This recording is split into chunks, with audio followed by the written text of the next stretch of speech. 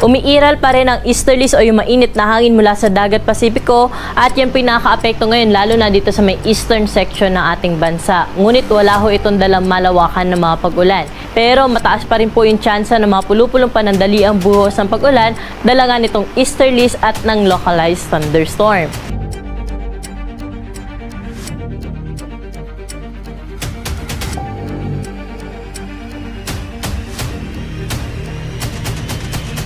Manatiling may kaalaman at manatiling ligtas sa pamamagitan ng pagbisita sa aming YouTube channel para sa mga real-time na ulat panahon sa ating bansa. Laging tandaan, maging alerto at iba yung pag-iingat sa banta ng ulan, baha at pagguho ng lupa. Ngayon, oras na para marinig mula sa ekspertong meteorologist. Bibigyan tayo ng malalim na pagsusuri sa lagay ng panahon at ipapaliwanag ang anumang mahalagang kaganapan sa ating panahon ngayon o sa mga darating pang araw.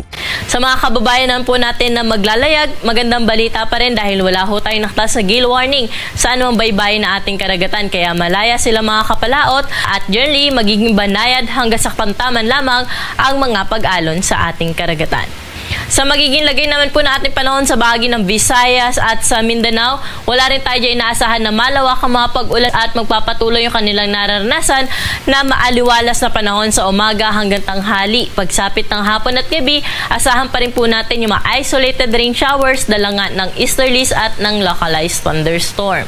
Dito sa Metro Manila, pati na rin sa ibang bahagi pa ng Luzon, ay bahagyang maulap hanggang sa maulap na kalangitan yung ating naasahan lalo na sa umaga hanggang tanghali.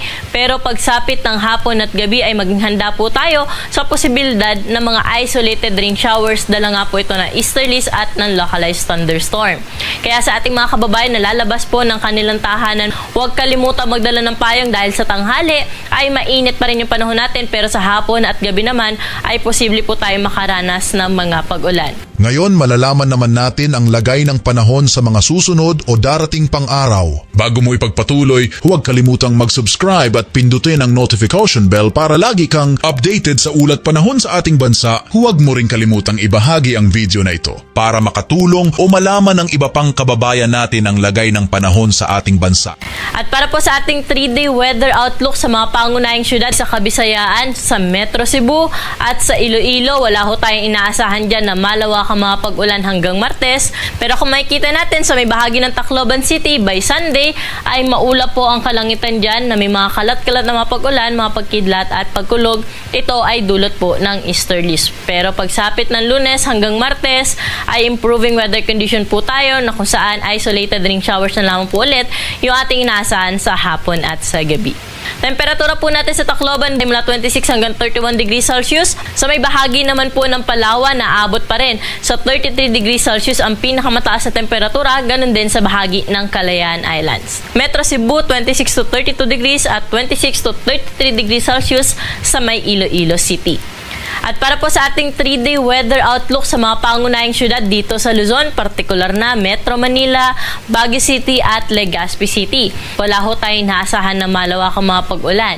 At magpapatuloy po yung mainit at malinsang na panahon sa umaga hanggang tanghali. Hapon at gabi naman may mga tsansa pa rin na mga isolated rain showers dala po ng localized thunderstorm at ng easterlies. Temperatura po natin sa Metro Manila ay nasa 26 hanggang 34 degrees Celsius. Lawag naman, 25 hanggang 33 degrees Celsius. Baguio City, 18 hanggang 25 degrees. May kainitan sa Tuguegarao, aabot sa 35 degrees Celsius ang maximum temperature. Legazpi City, 26 hanggang 32 degrees at sa Tagaytay, 24 hanggang 32 degrees Celsius. Dumako na po tayo sa Mindanao, sa Metro Davao dahil din sa easterlies. Maulap po ang kalangitan by Sunday at may mga kalat-kalat po ito ng mga pag-ulan, mga pagkidlat at pagkulog. Sa Cagayan de Oro at sa may Zamboanga City, wala tayong naasahan na weather system na makaka-apekto po sa kanila na magdudulot ng malawakang mga pag-ulan. Kaya magpapatuloy yung maaliwala sa panahon sa umaga hanggang tanghali, sa hapon at gabi, may mga tsansa pa rin ng mga panandaliang buhos ng pag-ulan. Pero pagdating din po ng Lunes hanggang Martes ay improving weather condition yung ating inaasahan na kung saan hapon at gabi na lamang ang mga pag-ulan. Sa Cagayan de Oro naman, 24 hanggang 32 degrees Celsius ang agwat ng temperatura. May kainitan naman sa Davao na 33 degrees Celsius na maximum temperature habang 34 degrees Celsius naman sa may bahagi ng Zamboanga City.